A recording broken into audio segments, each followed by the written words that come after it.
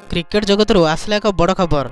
चलित IPL season रे Rajasthan Royals रो विजय धारा जारी रही। गतकाली अनुष्ठित 38तम लीग मैच रे मध्य दमदार विजय हासिल करिछि राजस्थान टीम। प्रथमे बॉलिंग और परे बैटिंग रे उच्चकोटीर प्रदर्शन सह एही मैच को 9 विकेट रे जीति नेछि।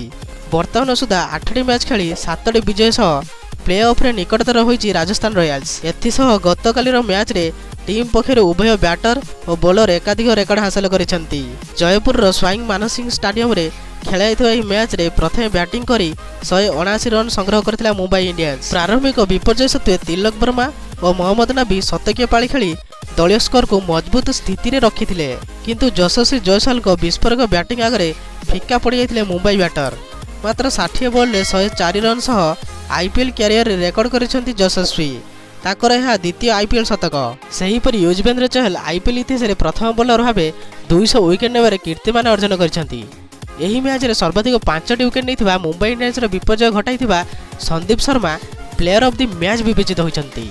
तो एही प्रकार वीडियो देखिया पई आपण माने एही चैनल को सब्सक्राइब कर दियंतु, कारण एही प्रकार वीडियो आपण माने एही चैनल रे देखियो पाइबे। तो रहिली जय श्री राम।